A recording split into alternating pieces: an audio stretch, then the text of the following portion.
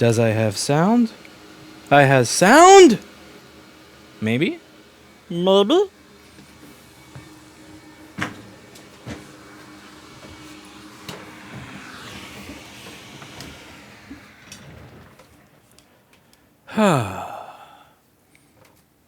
Let's see. So we're going to see if I have sound. Now, I prefer that wired adapter for the obvious reason that I don't have to recharge batteries. One of my very overpriced rechargeable 1.5 volt batteries died again. I actually care enough about the audio here. Here's how much I care about the audio. Instead of getting normal rechargeable batteries, for all of you people, I find 1.5 volt rechargeables rather than 1.2 volt rechargeables. Because most rechargeable batteries put out only 1.2 volts, not 1.5, and that messes with the quality of the audio. And I care that you be able to hear the sound of my voice the way it was intended. The way God intended for you to hear rants on Apple and how to learn how to fix boards. Now, one of the things that you may notice, I'm not sure if you notice it, you'll have to tell me if you notice it. So you have to set down the sensitivity here a little bit, because this is set to Paul. Paul speaks a lot lower than I do, is that we have acoustic panels everywhere now. So in the front of the store, I have retrofitted the place with acoustic panels everywhere. So there used to be this really annoying flutter echo up here. And now it's gone. Just no more flutter echo, just like that. So I got these acoustic panels here. To be clear, I'm not sponsored by this website or any shit like that, but I will show you what these were. Yeah. I used to actually build these myself when I was completely broke and poor, but I'm not in that situation anymore. And since I'm not completely broke, so I got 12 of these for the front of the store. Let's see, where are they? Original acoustic panels. 12 by 40, 24 by 48, 2 inches. Yeah, so I got these in the basic ivory color.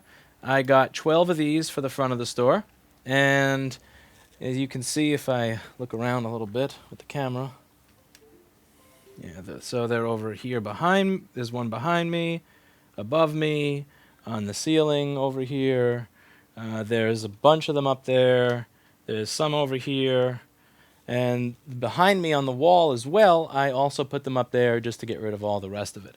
So it's...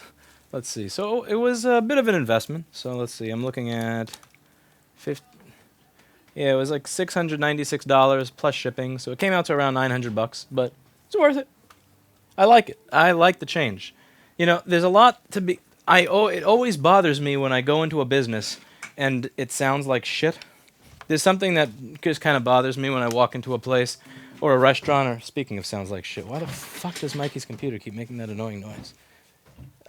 Mikey, if you're watching this, can you please figure out why your machine keeps doing that USB item found disconnected beeping? It's driving me crazy.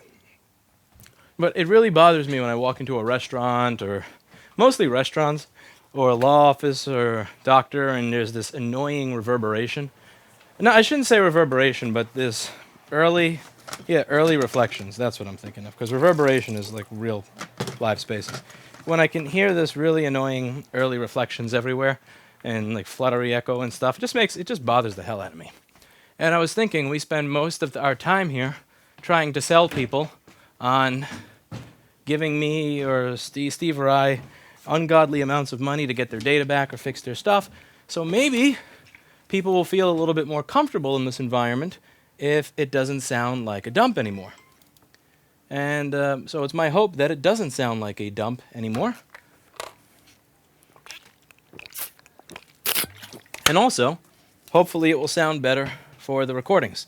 So there's a lot less of the really annoying early reflections. I also ripped some old signage off the wall that I didn't need anymore, so you have this interesting thing, but yeah. Oh well. You guys knew this store looked like shit. It may look like a dump, but it sounds comfortable. That's how you know you're talking to a lunatic. This is the way the place looks, and I have no problem with that. But I am happy about how the place looks, because after hanging 12 of these in the front of the store and spending about $800 or $900 in them with shipping, I am happy at the fact that the front of the store now sounds nice. I hope the customers appreciate it. I do hope the customers appreciate it. It helps my brain when I'm in an environment where I don't hear like all these annoying early reflections from all the conversations that are going on around me. It drives me nuts when I go to a bar or a restaurant and I hear this stuff. It bothers me when I hear like I can hear everybody else's conversations, but they also kind of sound like they're attacking me rather than like they're just around in the background. And hopefully it makes the channel sound a little bit better. So, yeah, ATS Acoustics. So what are we going to do today? What are we going to do today?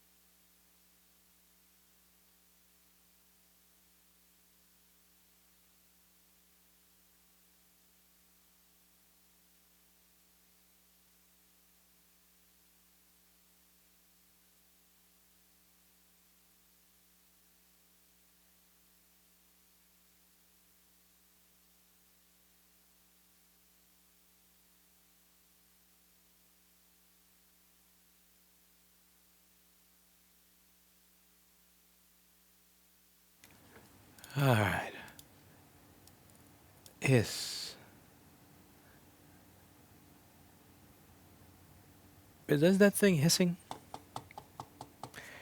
I hope that thing isn't hissing. It would be funny if I put all that effort into this, only for that crappy power supply to be...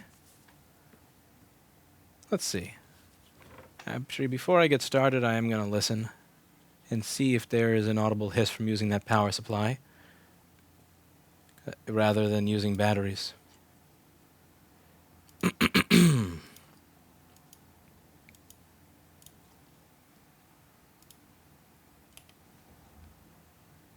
There is some kind of hiss, somebody says. Oh, that is unacceptable. One way to find out if that's true. Let's see. How does that power supply work?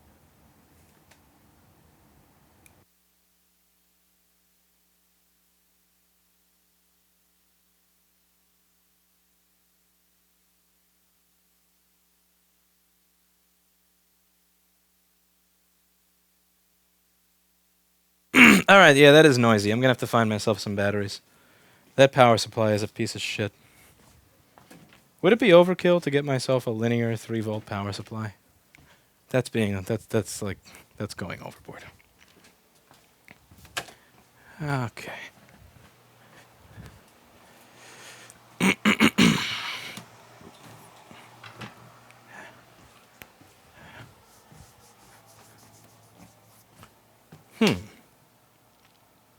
Do I has another battery?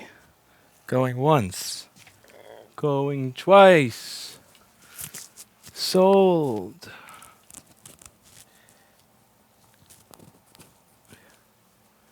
To the lunatic that cares too much about audio.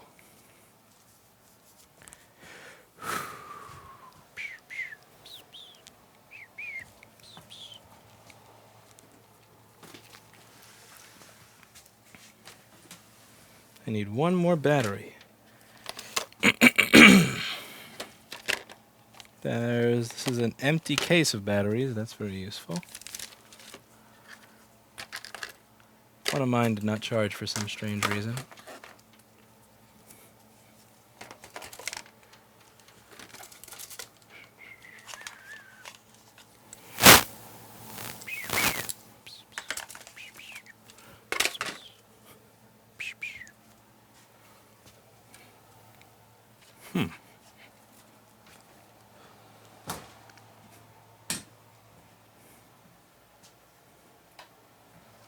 Not back here. Not up here.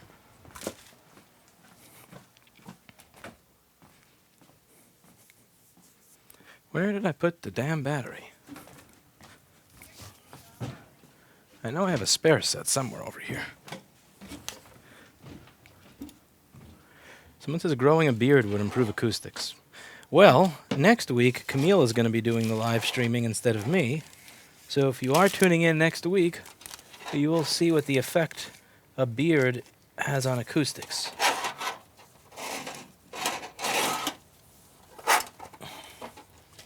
You are an unpaid insurance bill.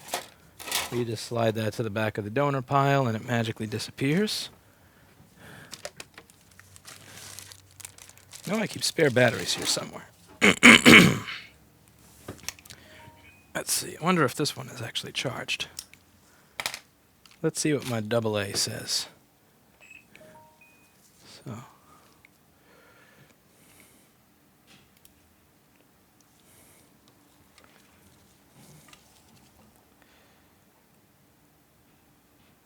This is a pretty shitty AA. Thank you for putting out 0 volts. I've had this battery. This is one of the expensive ones, too. That makes me sad.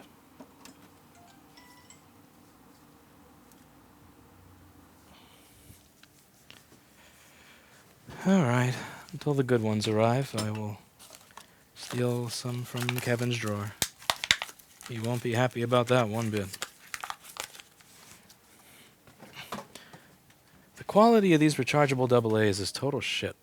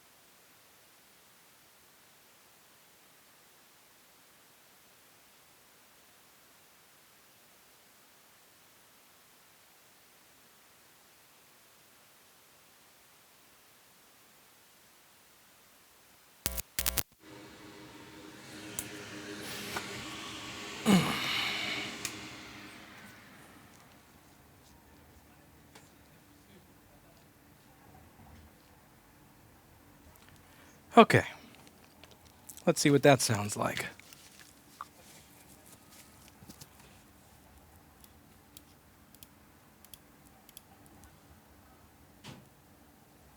What is that?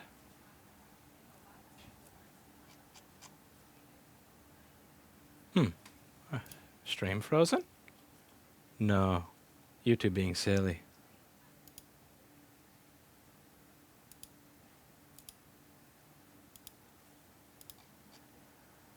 Test 1, 2, 3.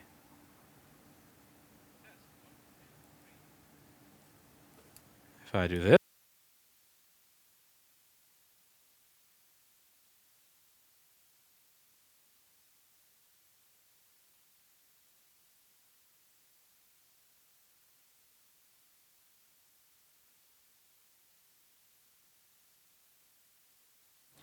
That's quite a bit of hiss.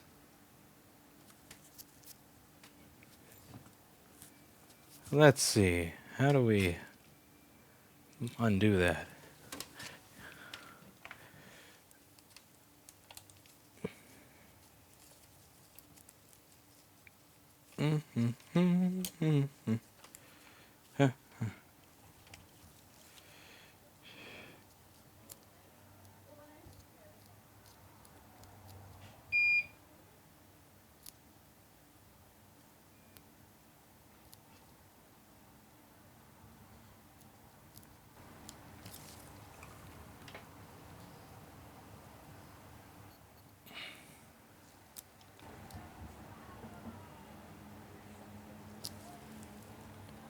Test.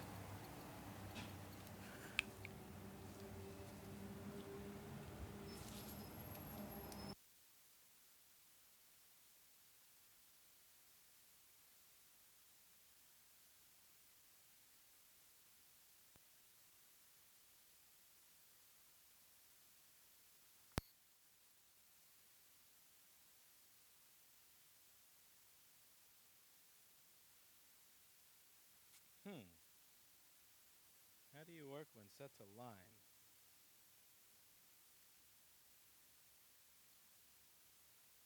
That's pretty awful.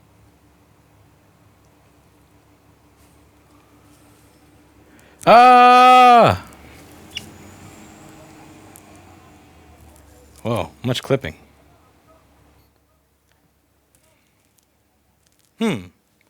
Ah!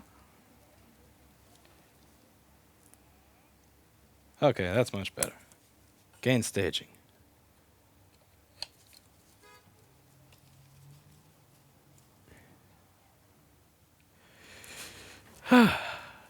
That's got to be ridiculously boring watching me listen to myself test a microphone.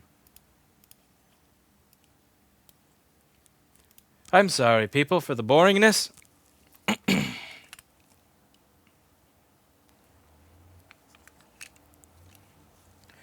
I realize this part is probably not fun. That should be better.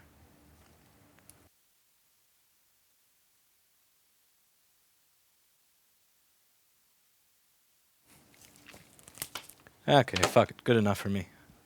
That is good enough for rock and roll. Good enough for rock and roll. So, it appears that it is time to pick some boards at random. Random. Random. That's right. Because here when we work on boards, there is no cherry picking allowed. All motherboards are chosen at random.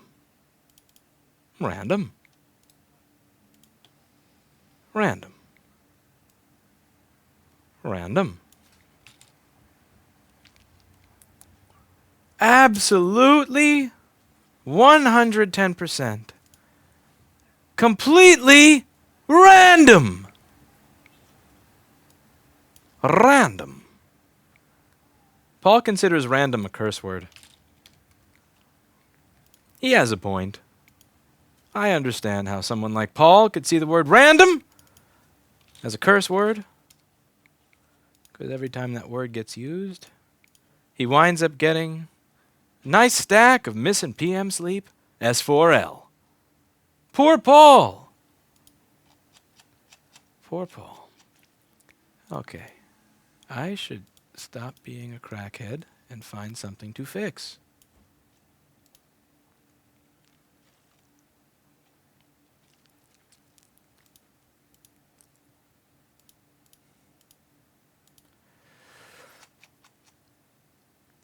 Do you have a Sabbath? Huh? Let Kilted Tim Cook pick a board. Should I be allowing Kilted Tim Cook to pick the board that we work on? Kilted Tim? My man who wears the kilt? I'm losing it. Alright, what should I pick?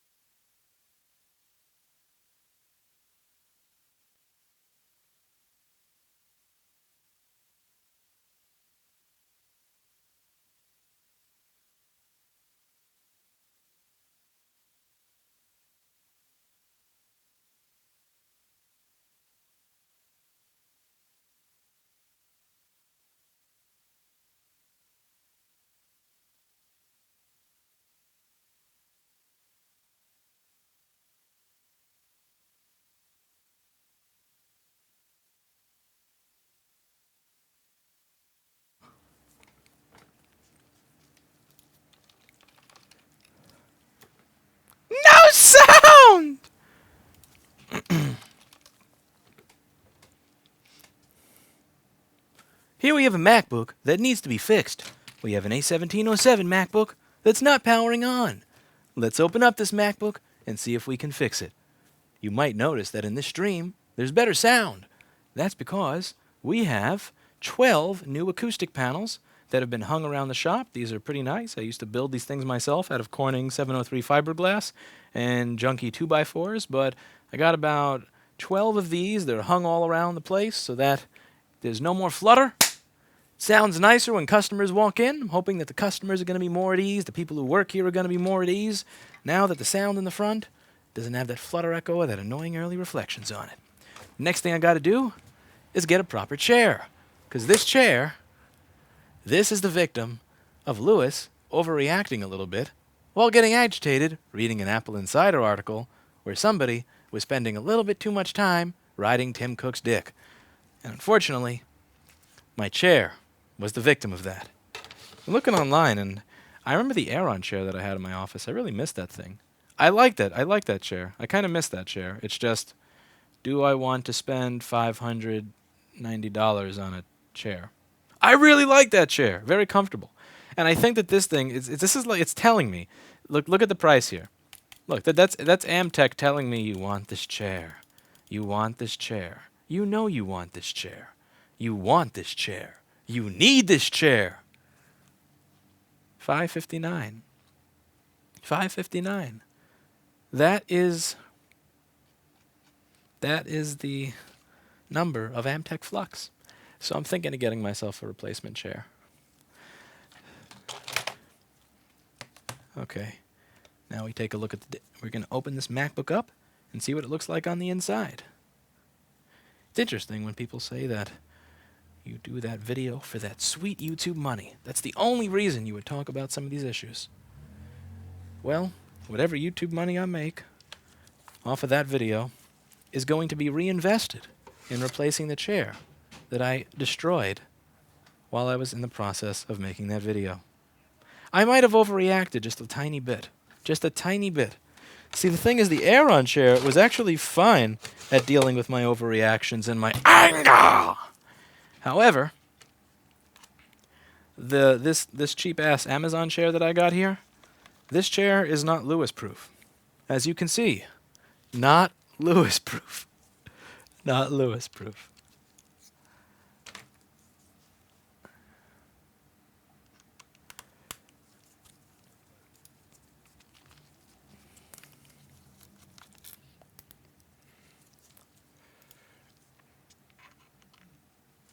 I'm really thinking of pulling the trigger on this chair.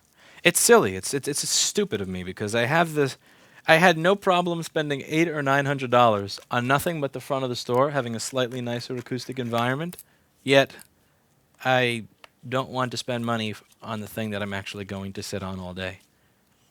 It's weird because you'll notice this pattern if you're a cheapskate like me, where you spend on everybody but yourself.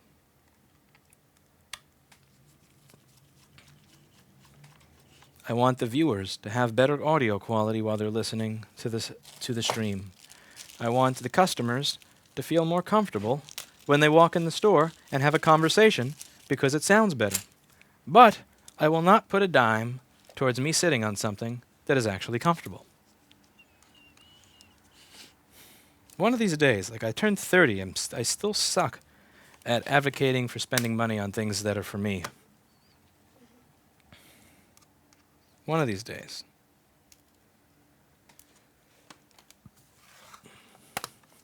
What I could do is, since Kevin has an Aeron chair, is I could clean the Kevin off of the Kevin chair, and then I could steal it, and then I could use it for myself. I could appropriate the Kevin chair. It is tempting. I definitely think it might be fun to appropriate the Kevin chair. All right. So let's take a look around this MacBook and see if there's any signs of anybody already having been in here. And it doesn't seem like there's any obvious ones. There are some small signs of liquid damage. They're not very obvious, but they're along the side here where there's that little bright green bluish corrosion that you can almost barely tell is blue-greenish in the microscope. But it's there. So the first thing that I'm going to do is I am going to unplug the battery so that I could see how much power this device is using straight, just motherboard by itself, because I'm not interested in seeing how much power the board is taking when it has a battery attached. The reason is that that is going to be a value that's constantly changing. So the board could be taking 1 amp, 1.2 amps, 1.8 amps, 3 amps, totally different values depending on how charged the battery is. So if the battery is almost all the way charged, it's not going to be taking a lot of power. However, if the battery is almost completely discharged, then the board is going to be using a lot of power to fill it up. I want to be able to take the amount of amperage that the board is using and directly correlate that to a problem that I've had before. So I need to have a very specific value that's not changed by any sort of external factors, such as the battery still being attached. So thank you very much, name that I'm not even going to remotely try to read, for your $1.40 in Canadian money. Now here, it looks like we're stuck at 5.2 volts, 0 amps. Now, being stuck at 5 volts means that our USB-C controller chips are most likely not speaking to the charger. So we are going to take the board out of the case and see what's going on here. Why is it that my CD3215s are not communicating with the charger? Could it be that they're bad? Could it be that they're not turning on because they're not getting power? Well, there's one way to find out. And that's to open this MacBook and get to work. So I'm going to open up this MacBook. While I drool over this chair that I'm never going to allow myself to purchase because I'm cheap. I can buy the chair renewed and save money. But that is not Prime. That means it's not going to come quickety-quick. Jessica Evans says, how do I slide into your DMs? Well, I suppose I would have to have DMs to begin with. I don't believe I have DMs because I no longer have Twitter, Instagram, or Facebook. All I have is YouTube, and YouTube has gotten rid of its messaging system. However, there is always Lewis@rossmangroup.com. There's an IQ test involved there. You have to know how to spell my name. If you can't spell my name, I'll never know that you tried to contact me. I kind of wonder if they're like the Rossmann group at how many people, how often they get bothered every day because there's a similar name to me. Also, I'm afraid I won't be able to date you because you don't have a profile picture. Since you don't have a profile picture, I can only assume that you're a 49-year-old man in his underwear pretending to be a female on the internet. In fact, even if you did have a female profile picture, let's face it, you're probably a 49-year-old man in his underwear, growing a neckbeard on the internet. That's the way the internet works. Pics or it didn't happen. And even when there's pics, it probably didn't happen.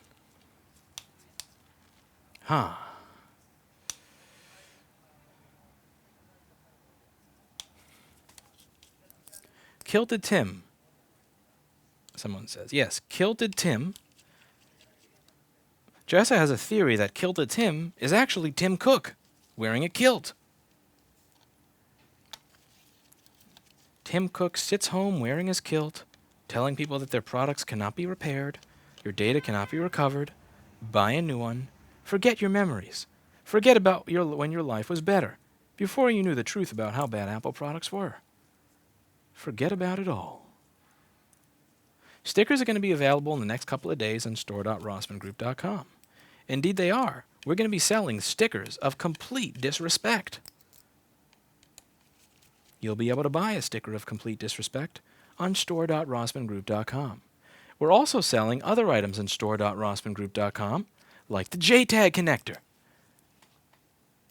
Let's take a look at store.rossmangroup.com and see if we have a nice fresh JTAG connector. JTAGs, available at store.rossmangroup.com. Look at that. You can get a JTAG connector today. For $19.99, you can get an authentic Apple MacBook JTAG connector, ripped, sodomized, and destroyed off of the MacBook by yours truly.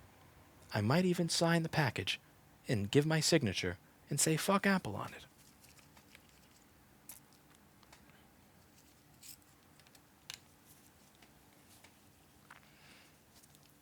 Kilted Tim seems to be in my chat.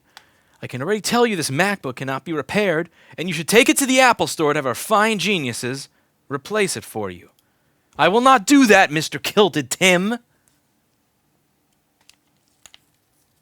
You don't speak for me. You don't speak for me. You don't speak for me, Mr. Kilted Tim. You don't speak for me.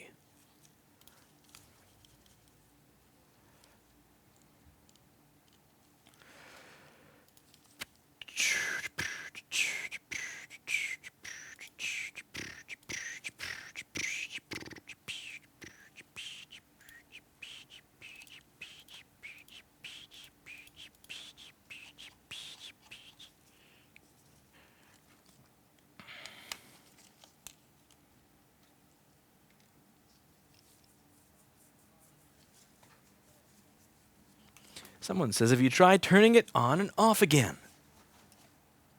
Well, it doesn't turn on, so how could I turn it on to turn it off again?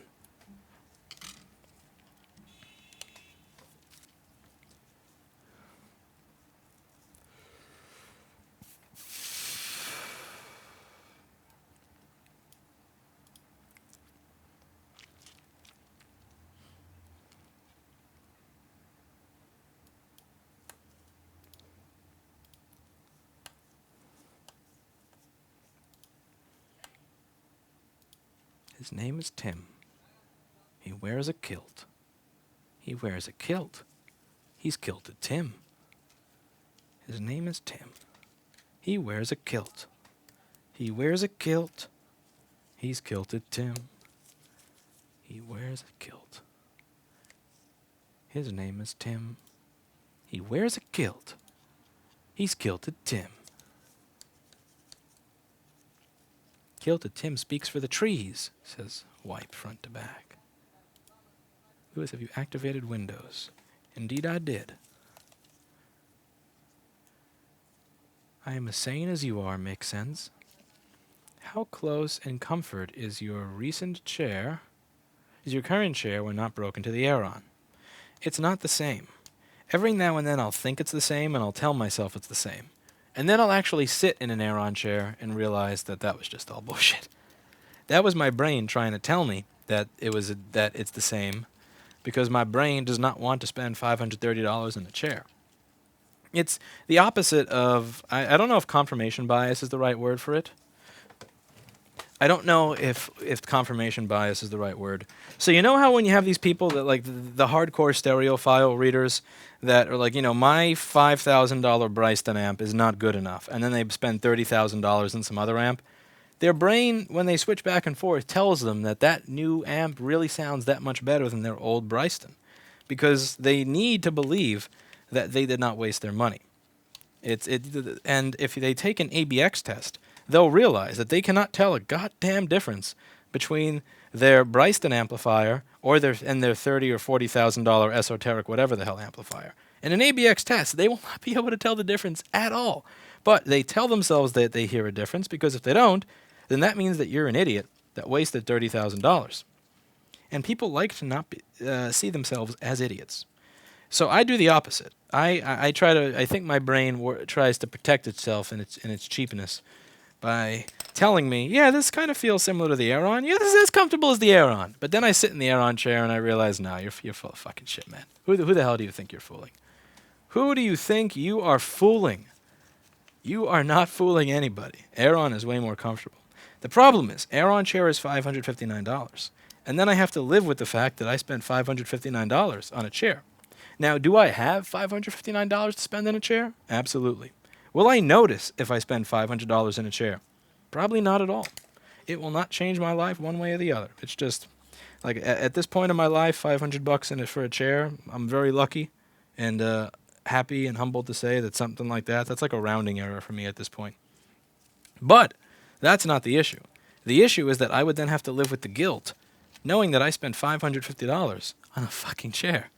And I don't know, maybe it's the cheapness that was ingrained into me by my very conservative Italian family that never spent money on anything. Don't know what it is, but And it doesn't help me feel better knowing that Herman Miller makes a $1,300 chair.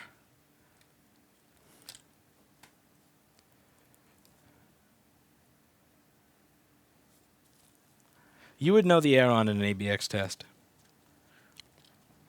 Probably would. Someone said Stim died. Who is Stim?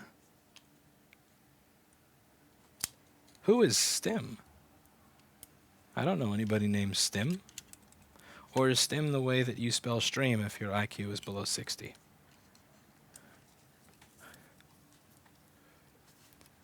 Okay, now I get it.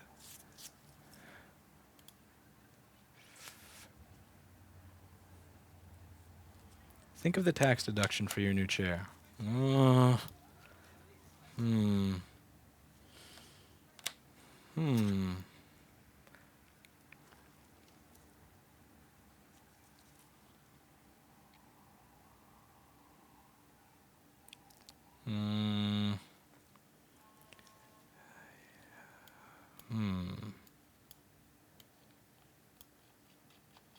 Yeah, you're right. It is tax deductible. And there's only 10 left in stock. And the website says order soon. Oh, man. How am I supposed to? I can't. The website says order soon. I have to. It's not something I can control. The website is telling me that I have to order soon. What am I supposed to do? Damn it. God, I can't do it. I can't do it. It's the fucking guilt. It's not that I can't spend the money. It's not that I don't have the money. It's the guilt.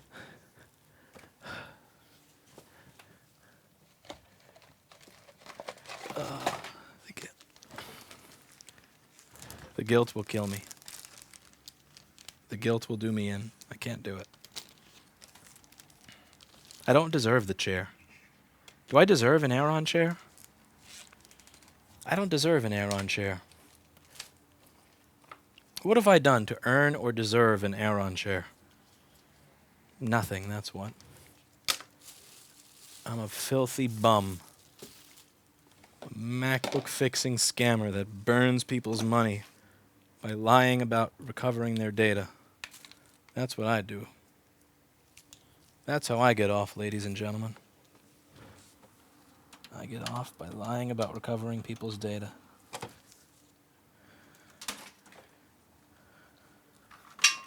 Don't buy a chair. Buy a kilt. Says Kilted Tim for $1. You know what? I may just buy a kilt, Mr. Kilt Tim. I think that will affect my posture in a much more positive way. Okay, so now we have the MacBook out of the machine. So, what's the first thing that we need to test on this MacBook to see if it's going to give us a green light in the charger? I mean 20 volts in the charger. You know what I mean, same difference. What's the first power rail that needs to be present on a touch bar MacBook in order for us to get it to work? Let's see if any of you remember.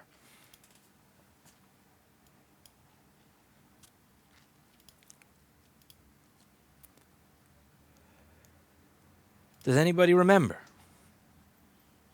Anybody? Anybody at all?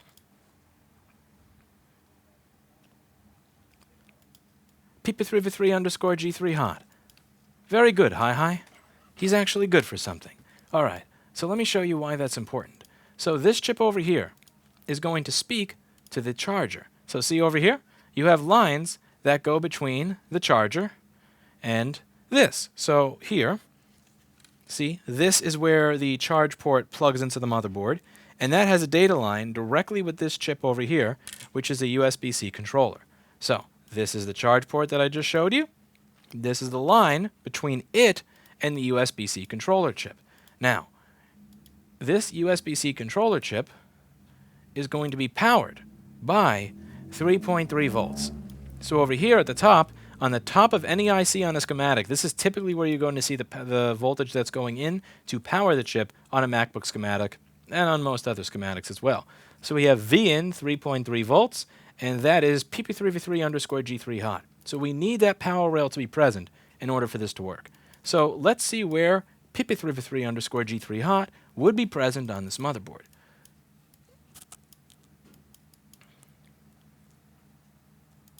So we can see PP33 underscore G3 hot right there. And might just be able to show you what that looks like in the microscope camera if I remember how to turn it on. So we're going to plug in our MacBook board and see if our PP33 underscore G3 hot is present.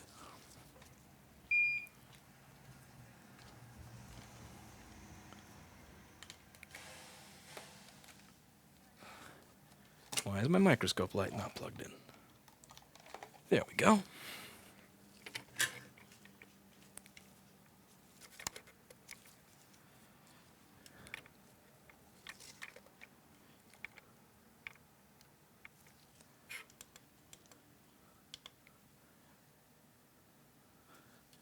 Damn, Paul. Paul works with very minimal light. Don't know how he does it. Okay.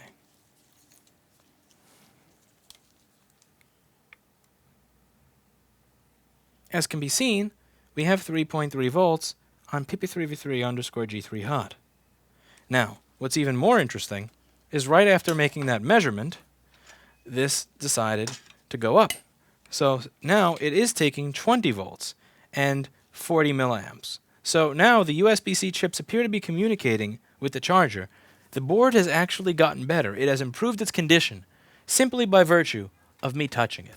Me touching this board with my hand made it start working again.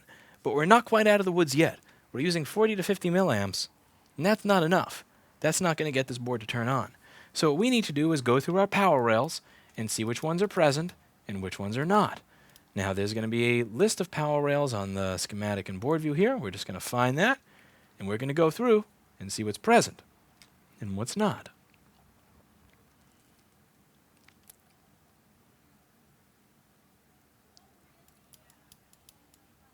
All right.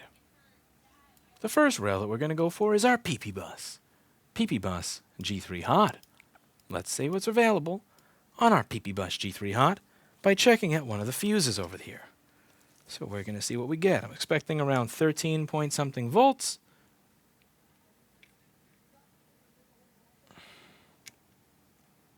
And we get 12.11 volts.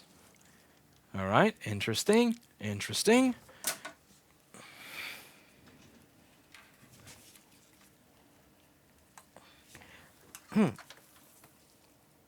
It also appears that somebody put a 61 watt charger up here to replace my 90 watt charger, which is a terribly mean thing to do because that will keep this board from turning on.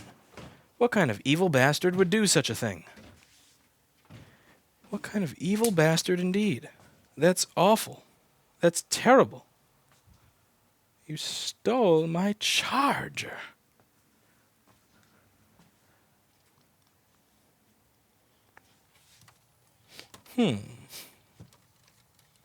There's another one up here, and it's also 61 watts, even though the only ones that I even purchased were the large ones. That's some hardcore trolling right there.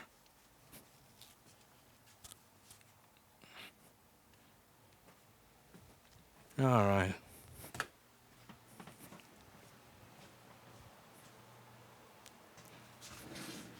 So what I'm going to do is I'm going to go over to Steve's desk and steal his, and he'll never be the wiser. Yep. Just a little bit of theft. Plug this in under my desk and get back to work. Can I buy a kilt from Rossman Group store? Hi. I would like to start selling kilts on store.rossmangroup.com, and I need your help in making that happen. I think selling kilts would be awesome. We have to sell a kilt that has like a picture of kilted Tim giving other Tim blowjob or something. That would be funny. All right, so it appears that this is now taking a nap, which means it is most likely turning on. So all it did need is to be taken out of the machine and to be touched by my hand. And now it works. Now I am kind of interested in seeing if there is any corrosion on this.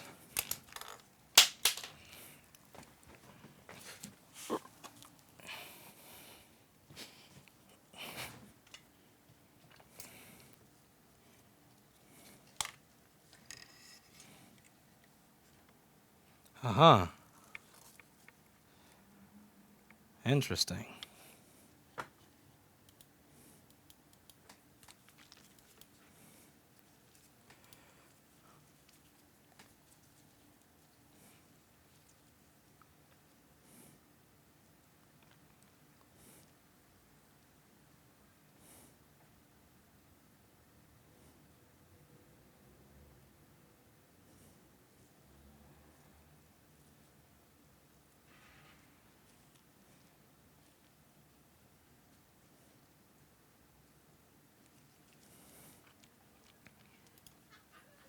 Let's see what that's for.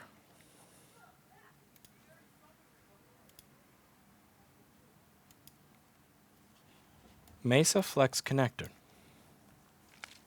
Alright, so menu key, Mesa boost, Mesa sensor, some SPI data line. Is this where power button plugs in? I actually don't know off the top of my head. Or is it the one above it?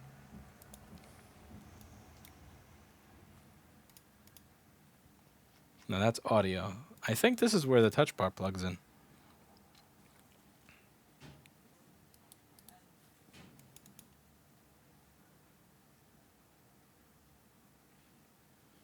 Menu key goes to SMC on off L.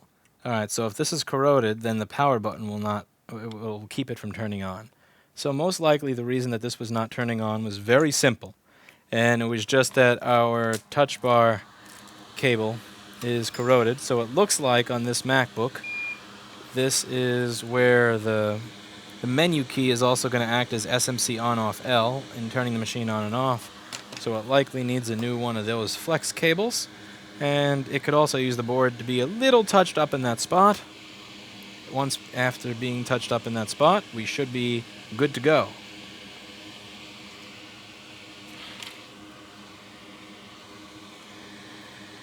I'm going to use my micro soldering tweezers here, which used to look beautiful until Paul used my station the other day and messed them up. A disgusting practice of complete disrespect.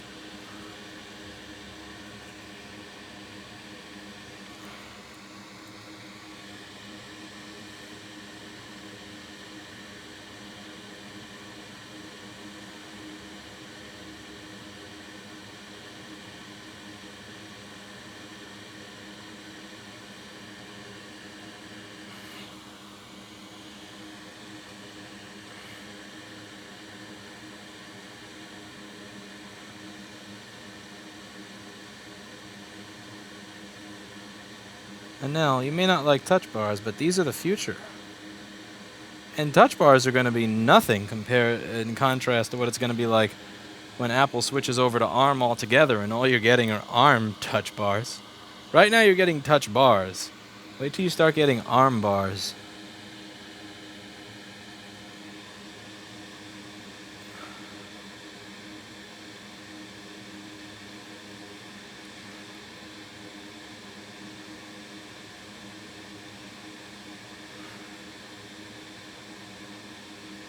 Ah, shit. I moved one of those pins in. Heated a little too much.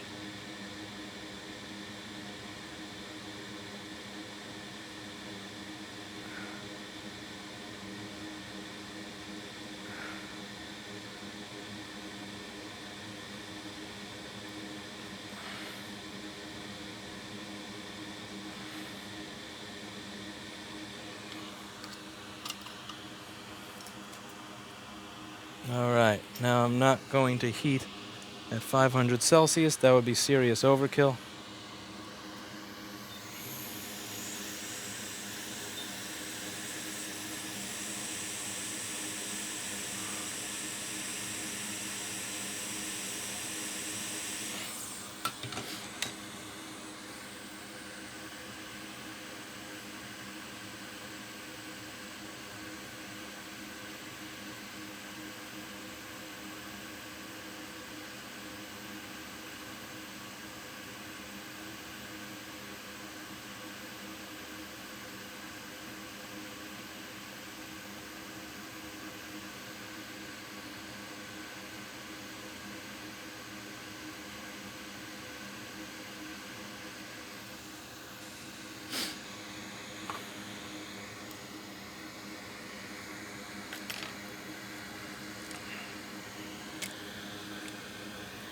Okay.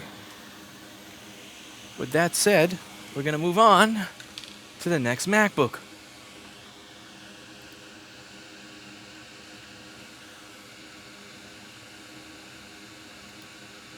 Who's going to work on the new Air that came in? I'll take a look at that. We'll work on that new Air.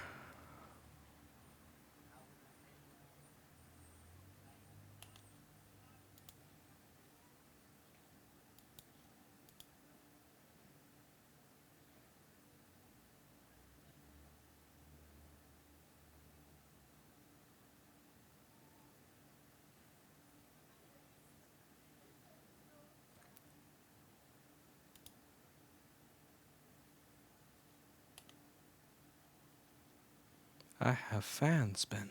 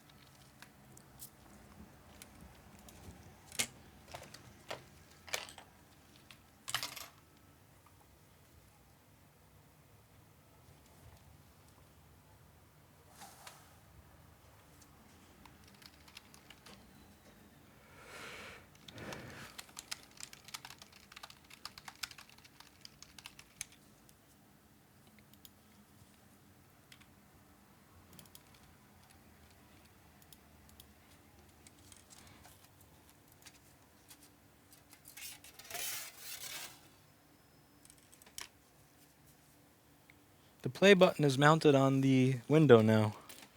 Yeah, I got the play button on the window.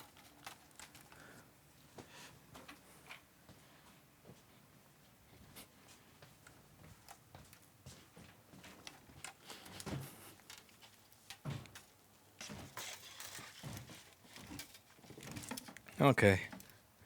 Paul's never going to look at this, so let's do it. Let's dig into the new model MacBook Air. So who votes that the next machine we work on be an A1932 with no schematics and no board view available? Ugh. Oh, it makes me sick just thinking about it. Thank you very much for the ass that you donated through the channel. I think somebody named Jessica was trying to donate the same thing earlier, but at least yours I can monetize in some way.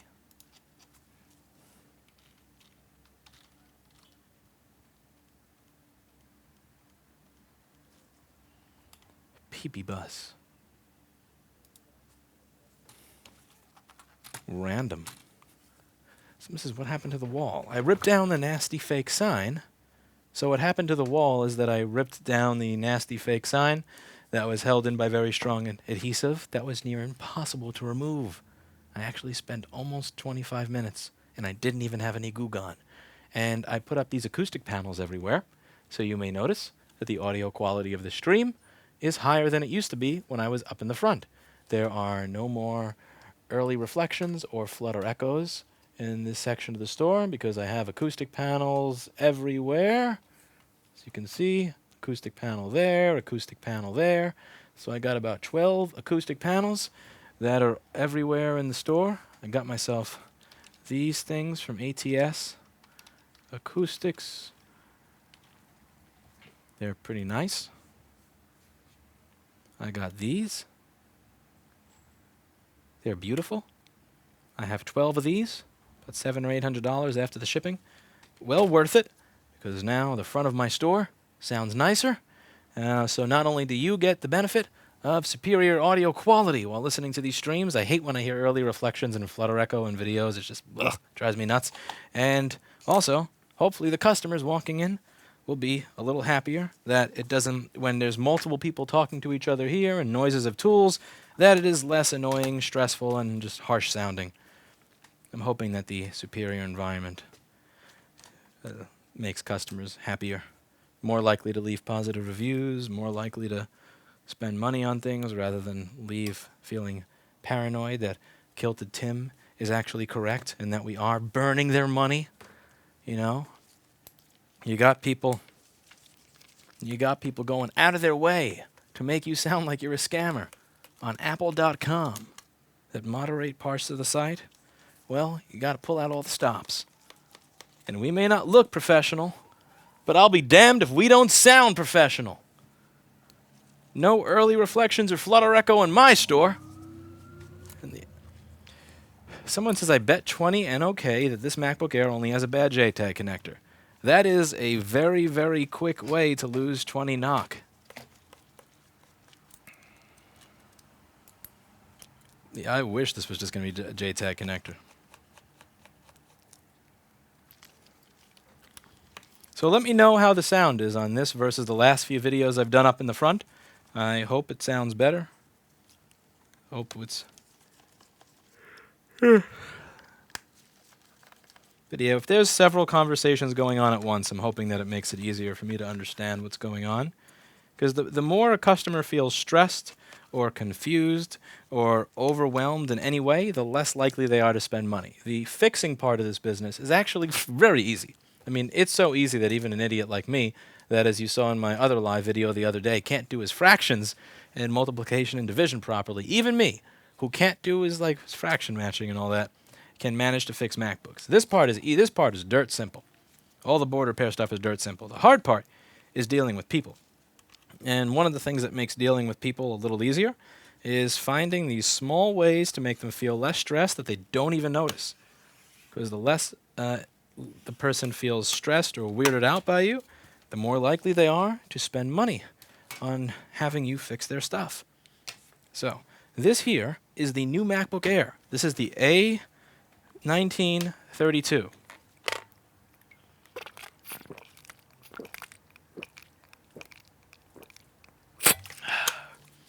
This is an A1932.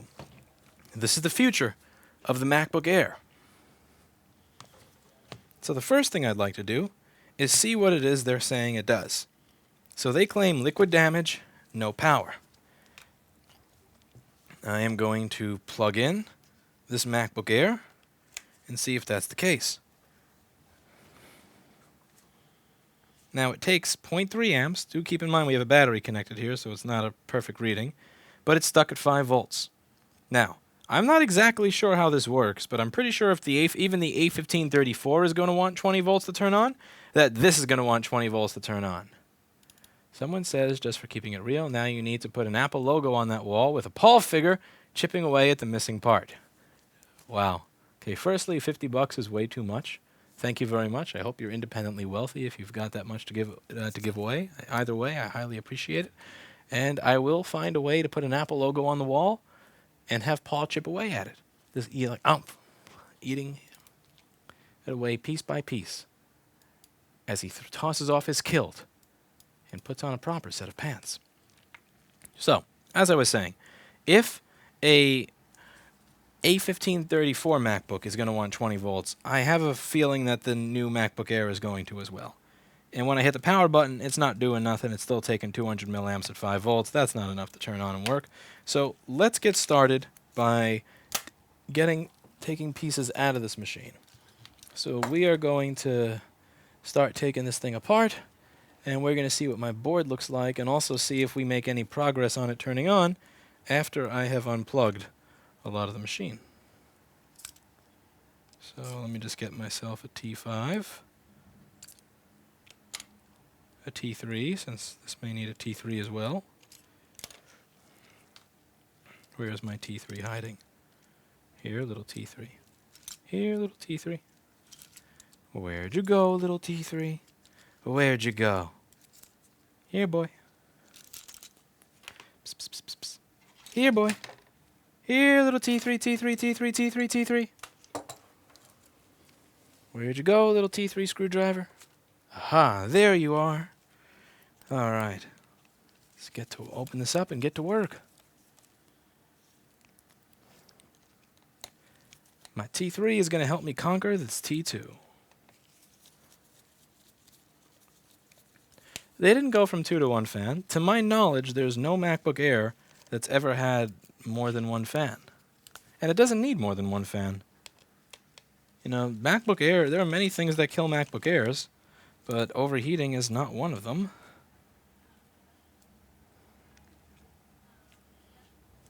Okay, are these T3 or are those even smaller? Oh, those are both T3.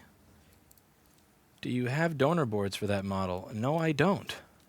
I have nothing for this. I have no schematic. I have no board view. I do not have donors. We're going to have to wait for the drones at the factory to go over to the garbage and start taking these things out of the garbage and putting them on the internet for sale. They're going to have to get past Kilted Tim, though. Kilted Tim? Kilted Tim.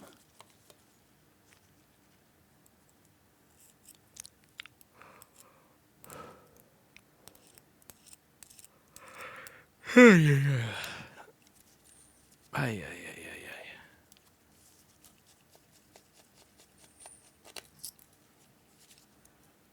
Kilted Tim. He wears the kilt. He's Kilted Tim. Do you wear the kilt? I bet you wish you wore the kilt.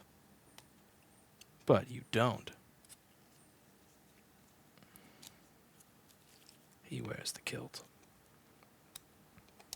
His name is Kilted Tim. Kilted Tim. Okay, does this connector pull up or out? Ah, to the side. Side, maybe? I guess one way to find out. Oh, okay, it comes out to the side. Damn straight. I wear the kilt in this relationship. 11. I have not ruled it out, but I have not specifically attempted to do that either. I don't really think about their jobs. I think about, well, who they are as individuals, what are they interested in, what are they trying to do to make the world better, so on and so forth. All my screwdrivers came demagnetized. Very interesting. I have no idea, Soba. I have no effing clue. I'm not a fan of Gigabyte as much. I don't know if MSI is any better, but I've fallen out of love with Gigabyte. The software that ships with some of their stuff is just, well, I'll discuss that in another video. Not my cup of tea. Okay, so let's see if we can get this out of the machine. Of course, the screen cable is going to still be connected. MacBook Pro. MateBook Pro. MacBook. MateBook. MacBook. MateBook. The MateBook. The computer of choice for fans of grade A under A. Hey, mate. Mate. Mate. It's a MateBook. Okay, let me get a little plastic bag for all those screws and items.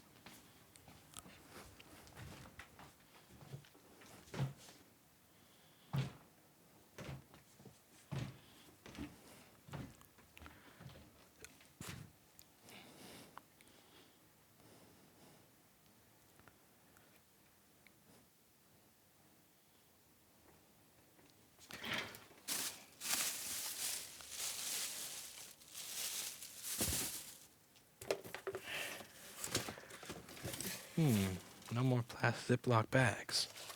What treachery is this?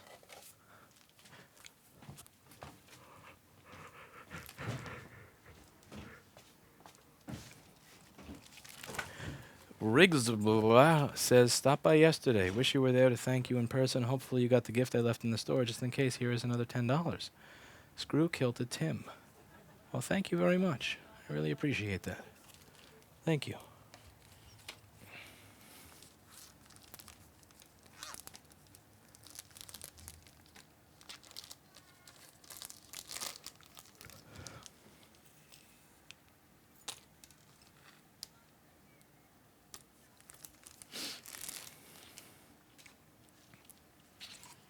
Someone says, does Grade A still make videos? I don't think he has to. He probably made enough money from the original popularity to last him a long time. Unless his fans will all use adblock as well. So the first thing I find interesting is that if we take a look over on our audio board, the audio board is quite corroded. This is all some pretty nasty stuff over here. But I'm not as concerned with the audio board because I don't think any of this is going to cause it to be completely dead. And even if it was going to cause it to be dead, I don't think the audio board is going to cause this to be stuck at 5 volts on the charger. That doesn't seem likely to me because I don't believe that audio is powered by pp3v3_g3hot. And even though this is a newer model, I don't have any reason to believe that they've entirely changed the architecture of everything.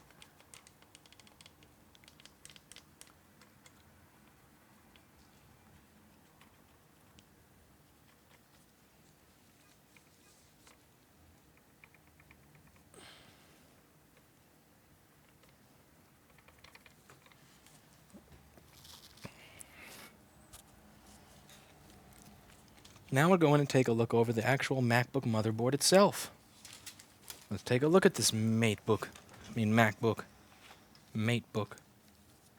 Mate. Hi, mate.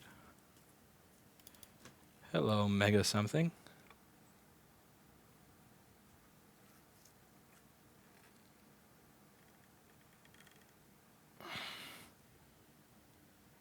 Okay, we're going to get the microscope in perfect focus here.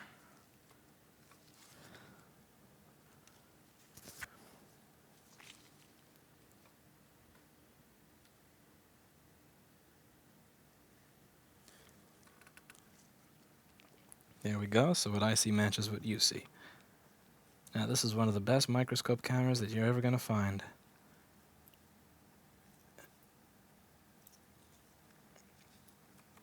And I say that because this microscope in particular has this specific tube.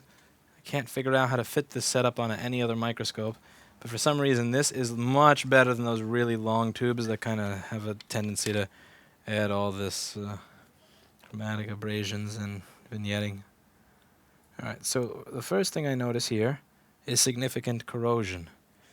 So, I suppose one of the things I should do before I even get started on this is see if I have the same behavior when it's out of the machine that I did when it was in the machine. So when I plug this in, it's still doing 5 volts and 0 to 300 milliamps. So we're getting about the same general behavior.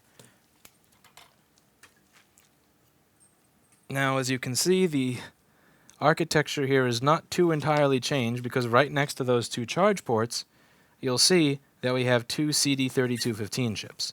So the CD3215s on the other MacBooks are what talk to the charger itself. And here we have those CD3215s.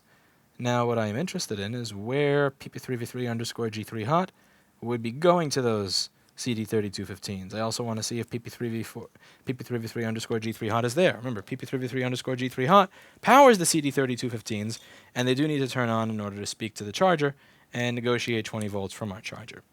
The problem is, I don't have a board view for this board, so I'm going to have to kind of guess where I would expect pp3v3_g3hot to be. Let's see if I can find a number for this MacBook motherboard anywhere. Because maybe if I find the number of the board, one of you lovely people watching would be able to find me a schematic. Although, here we go. So this is an 820-01521-02 motherboard. So one of the things I'm going to do is I'm going to go to my Firefox window. Since I have stopped using Google Chrome, I realize that it's completely and utterly ridiculous to think at this point that I'm going to get Google out of my life entirely, but I'd like to take them out of my life just a teeny tiny bit at a time, because the other day I found out that without me opting in, that every time I used voice to text on my phone, that my phone for the last 7.5 fucking years has been saving an audio clip of everything I've ever said. So when you hit that little microphone button on an Android phone, every time I've been hitting that microphone button from 2012 to the present, it has been saving not just the transcript of what I said, it's also been saving the audio of what I said. So now, I did happen to dig through my account and find the settings to figure out how to turn that shit off, but what really creeps me the fuck out is that that is something that I had to opt out of, not opt into. I don't understand when in this arrangement, when did we get to the point where we said as a society that it's okay that you can keep an audio recording of every single thing I've ever fucking said using a voice-to-text keyboard for 7.5 years, and that this is going to be opt-out rather than opt-in. Like, as soon as I saw that, I'm going through all of my Google services and all the things that I rely on Google for, and I am slowly looking to opt the fuck out of having them in my life. And I switched over to Firefox. I'm deleting as much shit from all of my Google accounts as I can. I'm sure they probably store this crap forever. And when I run for office 30 years from now, they're going to find the one joke I said out of context in 2007 and say that I'm evil. But I'm getting rid of that. My next phone is, I want to get one of those Librem phones. Fuck Android. And I am focusing as much as I can on my Vimeo account. Fuck YouTube. I'm uploading videos to Vimeo before I upload them to YouTube. Even though I get paid money if you watch on YouTube, and I pay to be able to use Vimeo, I would still prefer that you watch my videos on Vimeo. If you watch it on YouTube, I make money. If you watch it on Vimeo, I lose money. And I would still rather you use Vimeo, because I'm doing everything I can to get off Google. Like, fuck Google. Oh my God. It's always listening for the OK Google command. You can play back all the files it sends to the cloud. Oh, that's the other thing. That thing where you say, OK Google, do you know how many areas of the phone you have to go through to turn that shit off? It's not just one area. It's not just one place that you go to. There were 3 different places I had to go through to turn that shit off. And yeah, the information is out there on how to turn it off, but it is so fucking buried. Like, absolutely buried. Just, no. And it was more of a philosophical thing for me.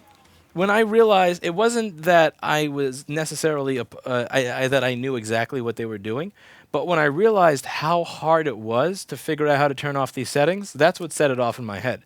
Why are you making it that hard? Why is the information that buried on how to turn off this feature? It creeped me the fuck out. Like, I know what you guys are doing. But anyway, we're going to Google this schematic and see if it exists. Because again, for me, it wasn't having a specific piece of proof or evidence, but rather it was just the cultural aspect of it, the philosophical aspect of it, that you made it as hard as humanly possible to turn off that feature. Why did you make it as hard? Why did you hide the information? You have enough information on how people use products. You've sold enough products by now that you know damn well how to make that user-friendly, how to make it user-friendly to turn off that feature. And you didn't. And that is, there's a good reason for that. Because they are a bunch of sick, creepy fucks. I'm getting rid of Google Analytics on any of my existing web pages as well. Like, just, nope. Fuck out of here. Fuck out of here.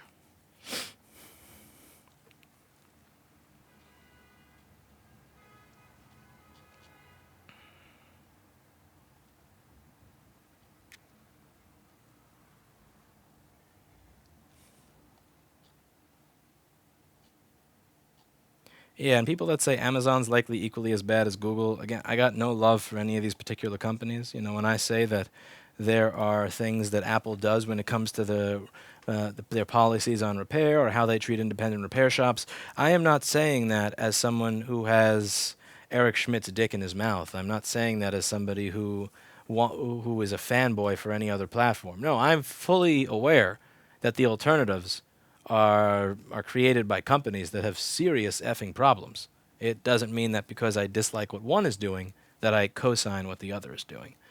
However, okay, it seems, that being said, it appears that I am not going to be finding any schematic on the internet for this, which means that I am going to be guessing.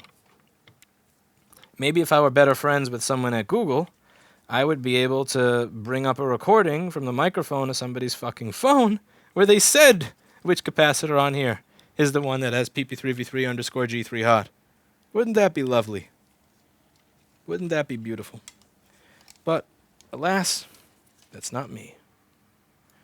Could care less about recordings, praise AI overlord. You go to hell and you die, Brian Knudsen. I will not cave it that easily. You are not the overlord of me.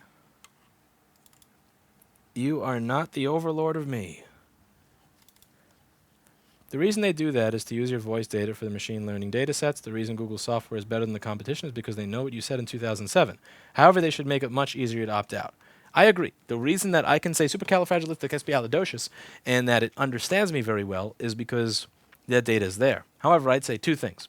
A, in 2010, when I got my first Android phone, I got the HTC Incredible in the spring of 2010, right before Samsung stopped producing the panels for HTC. It's funny. As soon as Samsung said, we'd like to start making a flagship Android phone, it's funny how they just totally fucked over HTC, and the LED screens that they were providing for them became very rare. But anyway, again, no fanboy of Samsung either. But what's really interesting to me is that that it understood my voice perfectly well back then. And I've never had any sort of Google device with a microphone before. But also, again, if you're going to say that you're going to save every fucking recording of everything I've ever said, that's the type of shit. You're not putting that in page 70 of some very legalese TOS. That's the type of thing where I want there to be a fucking alert on my screen in size 72 font, even if it's on a damn 4-inch screen that says, we are going to save everything you have ever said, ever. Here, it is obvious. It's on the screen with, are you sure?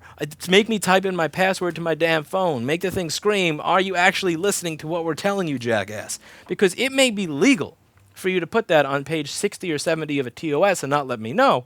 That may be legal. But what that means is that once I figure out that that is what you consider to be okay, once I figure out that that is where your sense of morals and ethics are, that's cool.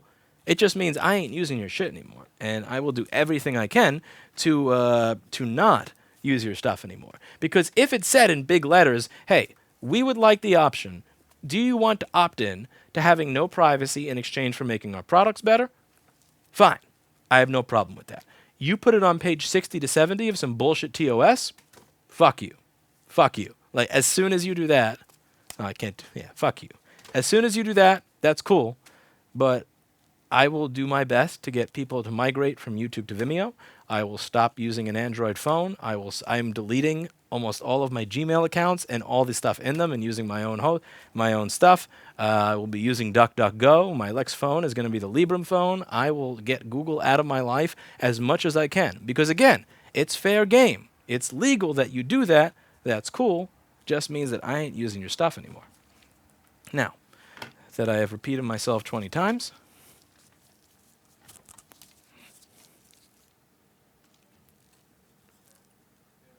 let's see if we have 3 volts going into this chip.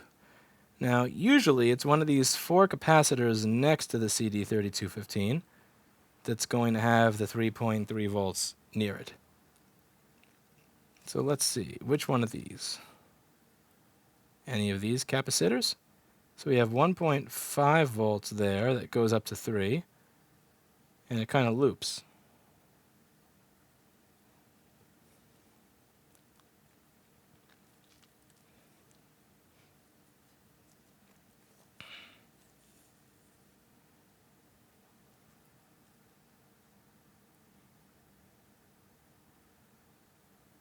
And here we have a steady, straight-up happy 3.3, but this one also loops. Now I'm going to take a look at the amount of amperage the charger is taking, and see if that looping has anything to do with what the charger is taking.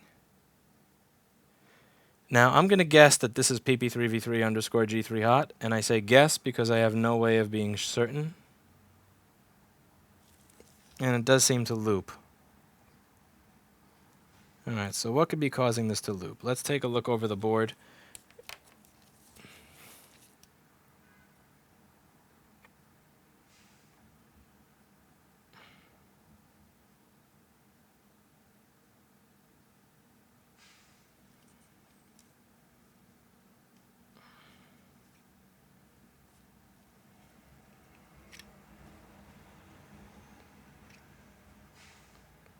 I think this over here, I don't think that that's corrosion. I think that that's just dust. This is also a backlight circuit. So I'm not really interested in backlight circuit right now. This side of the board also seems fairly clean to me. There's nothing here that aggravates me. Okay, this is also... Yeah, you're corroded, but you're by the speaker. This looks like a speaker connector to me, so that's not something I would consider a big deal. Here we have what appears to be a JTAG connector. I'm going to lose 20 NOK if removing that actually fixes this. I will lose money if this fixes my board, but I'm going to do it anyway. Has he mentioned how he feels the sound dampening is working or not? I don't... Is it working? I guess I'll be able to tell when you guys tell me if it sounds different from the other streams. Someone says you either live in fear of being watched or you feed it garbage data. Yeah, that's the other thing I've been thinking of doing, is just having the voice-to-text feature automatically like switch itself on and off and have all sorts of people use it, feeding it garbage data.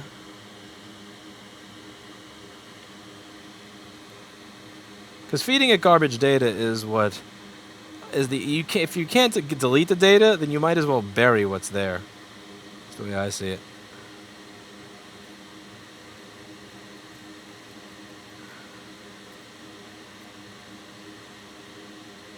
Alright, so as you can see, that was once a JTAG connector, and that JTAG connector has been removed using the proper protocol of burning it until it's dead, and then continuing to burn it over and over and over and over and over and over again. That is the proper way to remove a JTAG connector, and that is the proper procedure for troubleshooting an A1932 that's not turning on. Ah, shit.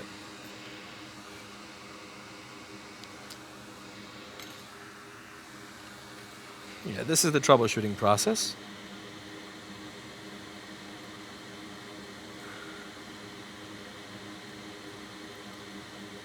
Okay.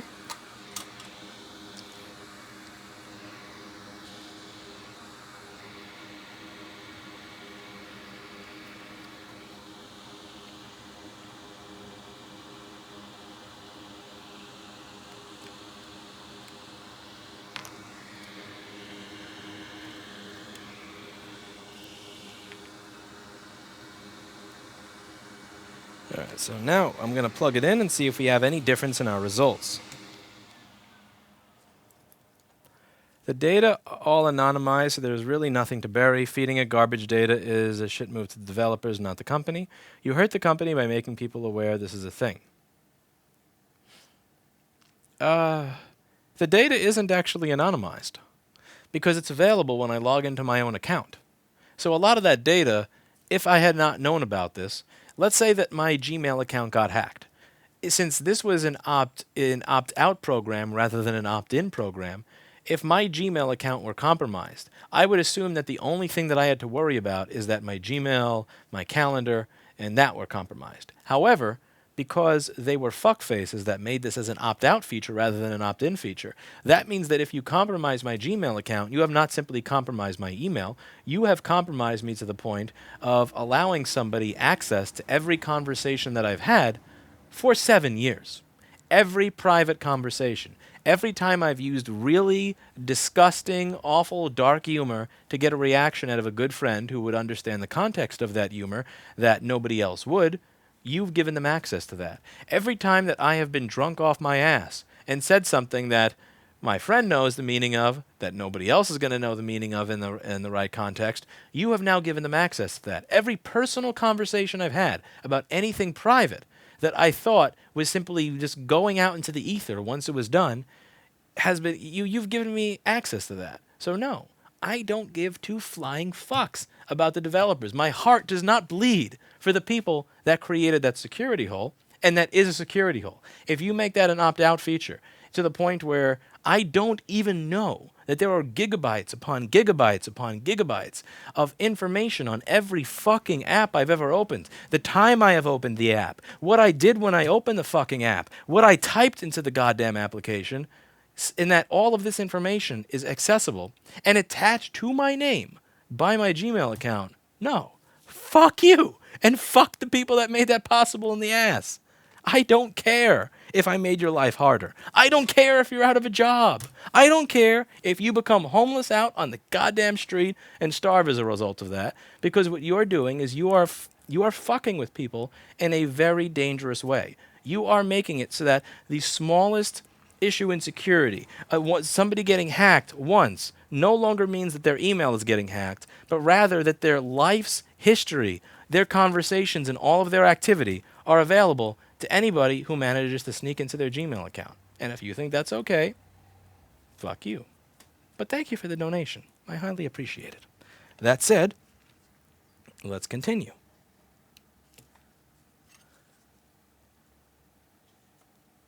Let's see if our JTAG removal fixed the board.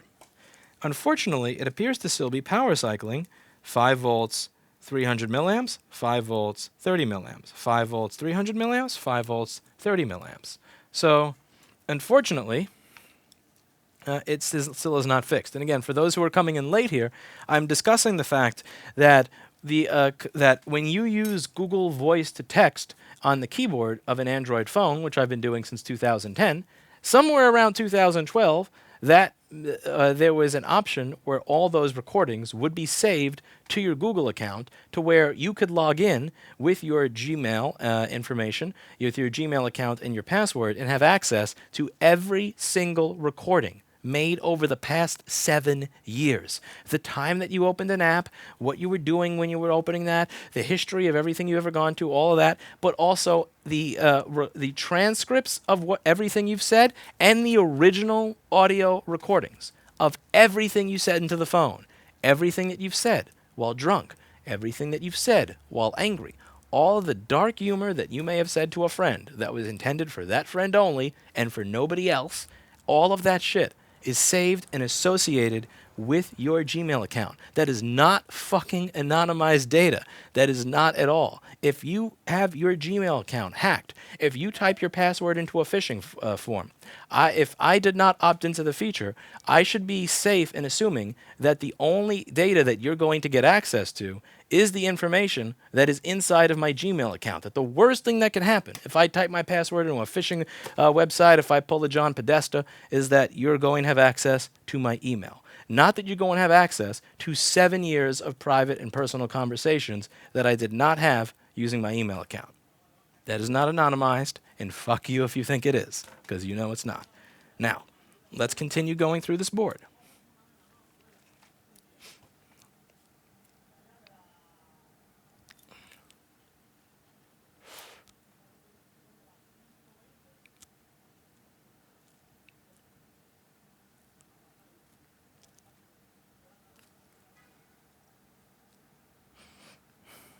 Okay, so it looks like over here, we still have more corrosion. These don't look like capacitors near data lines, but rather bypass capacitors around power MOSFETs. So I think that I should be safe if I just do a little bit of cleaning up.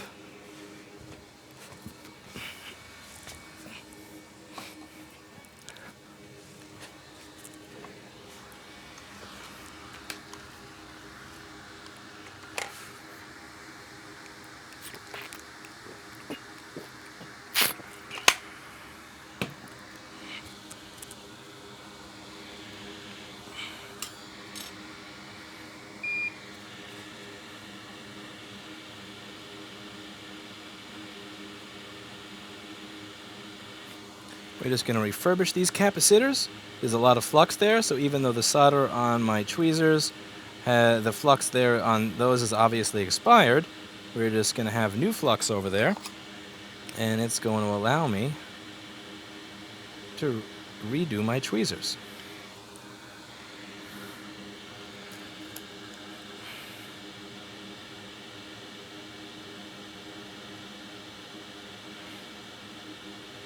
Not redo my tweezers, it's going to allow me to redo these connections in peace.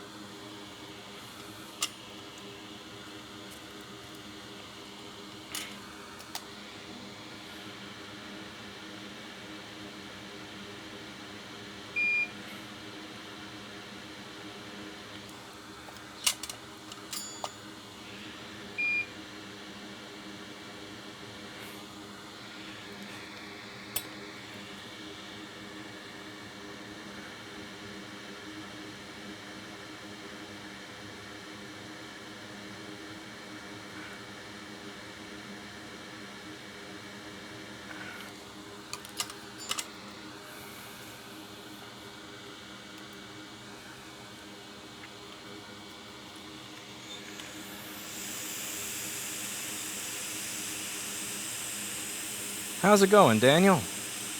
Daniel, we redid the front of the store a little bit. I think you'd enjoy. I think you'd like it. How's school going?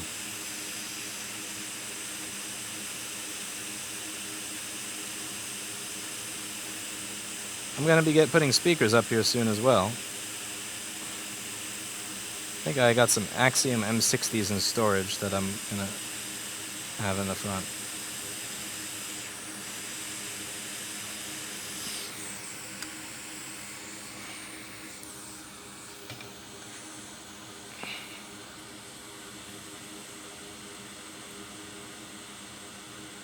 I hate to say this, but as a computer tech, you should have known this. I have known about it for a very long time and told all my customers.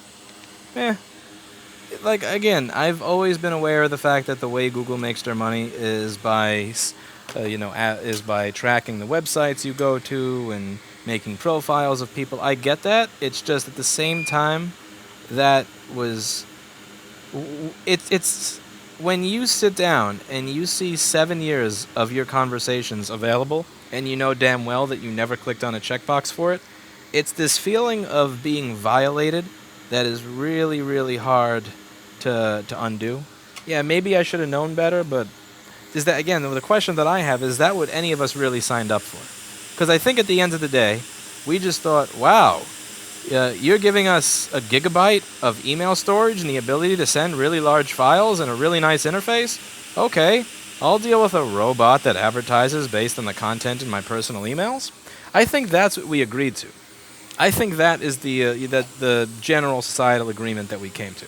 I don't think any of us came to the agreement that, yeah, I'll just totally let you save 7 years worth of conversations that I've had to my email account, where if that's ever hacked, that somebody can then go ahead and listen to everything I've ever said that I didn't even know was being saved. I don't think that was ever part of the deal. And that's going a little far with it. And granted, I'll say, obviously, I don't know everything. There's a ton of stuff that I don't know.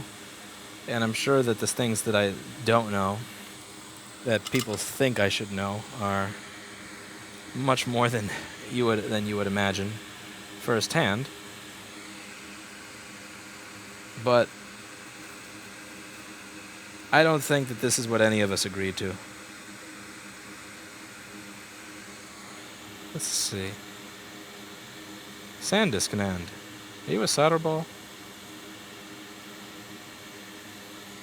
And I think if people knew that stuff up front, and that was their intention to do that up front, that they wouldn't be dealing with this.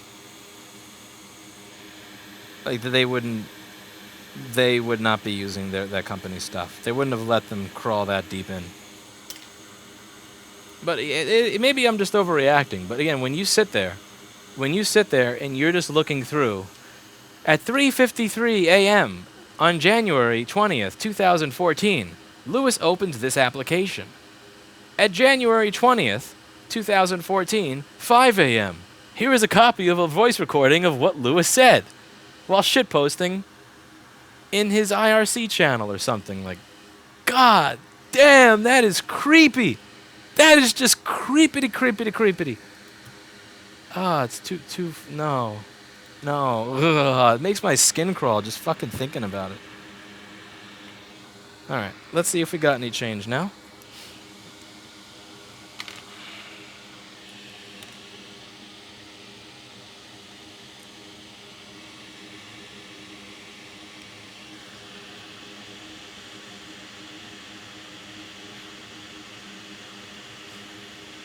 Alright, it seems now that we are getting 20 volts. That is an improvement. But we're getting 20 volts and we're still only taking 20 milliamps. So we are getting communication with the charger, but I don't think we're getting turning on. Here we go. I think I may have actually spoke too soon because I saw that it was taking 100 milliamps and then 300 milliamps just a second ago. Maybe this board could just use some more rapid cooling.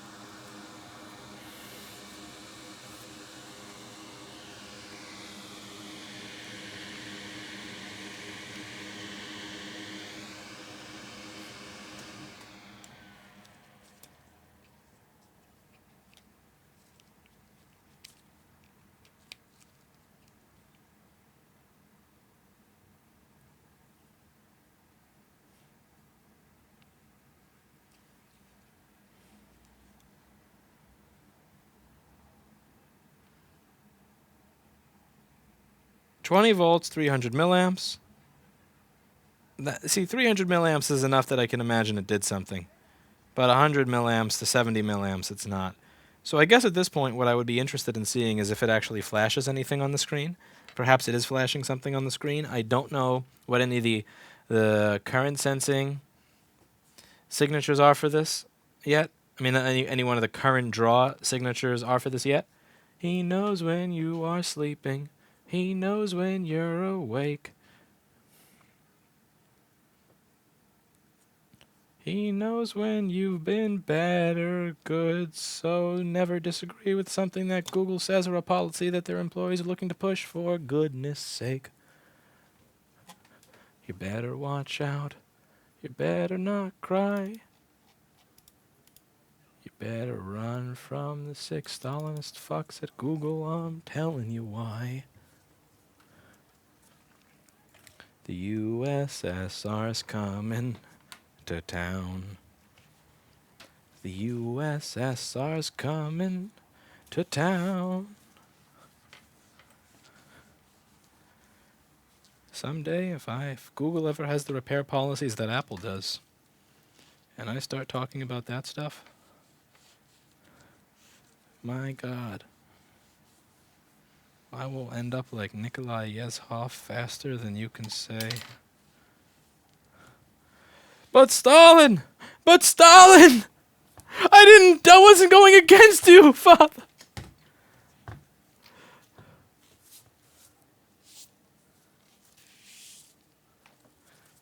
wasn't going against you, Father.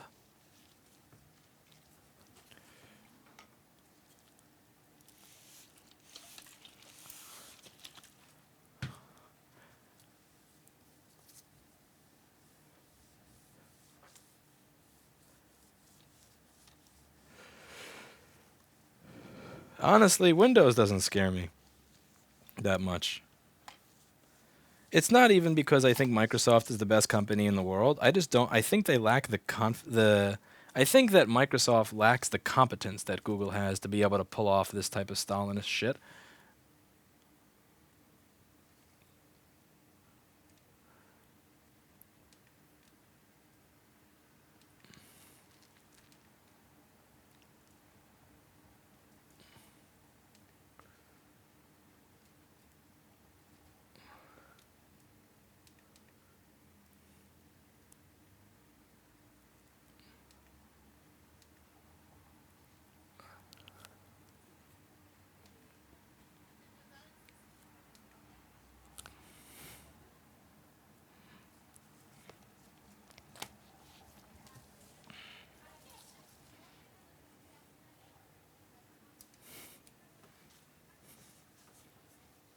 And this is one of the reasons that I try to avoid insulting Apple customers or users directly. Because if you use an Apple if you see the things that other companies are doing, and I completely understand why somebody would say, I'll deal with an iPhone. I really don't like Google very much. Don't get it twisted. I'm not saying that Apple probably wouldn't spy and sell you out either. But at the very least, they try to pretend like they don't. At least they pretend to care about privacy. All right. Is my first charge port working?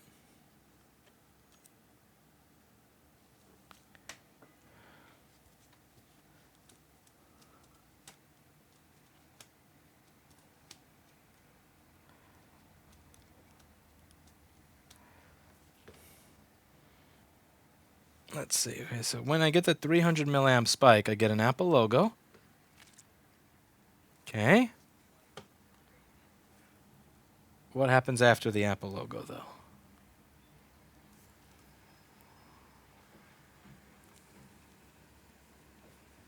Charge. Go, go, go, go, go, go, go, go, go. Go, mofo. Boot. This is pretty impressive. It's booting at 300 milliamps. Either it's impressive that it's able to boot and power up at such a low amperage, or the machine is entirely screwed and that's why it's not. Okay. So it looks like this is booting. Wow, pretty good. Good stuff. So this is the MacBook Air that Paul refused to work on for about the past week. And so I decided to take it out of the queue because I am, unlike Paul, I'm a very considerate person. I care about people having difficult items in their queue. I know that Paul did not want this machine in his queue because he thought that the A1932 was going to be impossible to fix due to the lack of schematics, board views, and donor boards.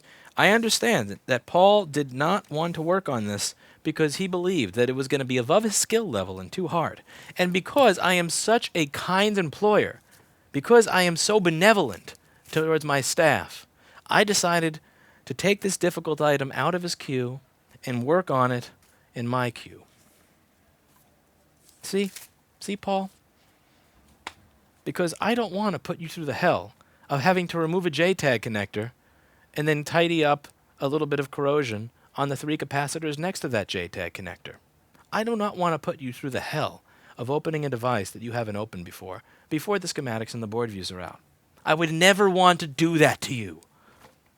So I took on this burden. I carried this cross because I care about you. I hope you appreciate it, Paul. That's it for today, and as always, I hope you learned something. Are there any other A1932s I can take out of your queue? He's going to kill me. See you in the next one. Ah, boy. That was some good stuff. Paul's going to fucking kill me. He's watching this at home and his face is turning red and there's like a little puff of smoke coming out of there. Oh, man. Even the modern Airs that I get are this easy. Paul gets a modern Air and it has a fucking corroded T2 chip. I swear, the last time that Paul took one of the A1932s, it had a corroded T2 chip. I take it, it's 3 capacitors. And they don't even have to be replaced. I refurbish them. I am awesome. Beautiful.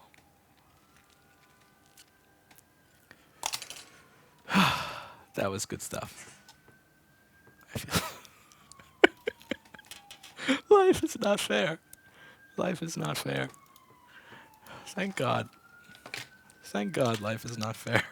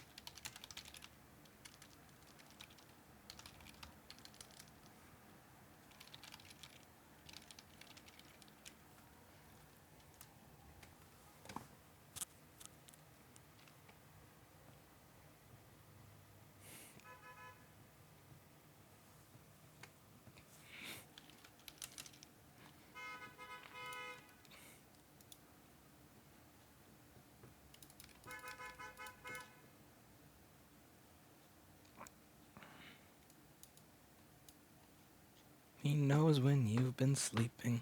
He knows when you're awake.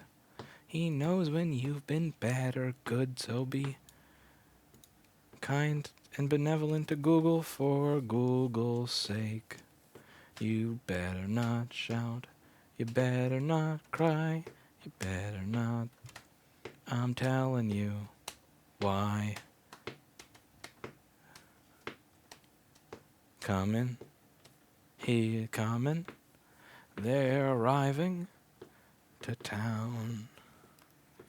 To town. To town. To town.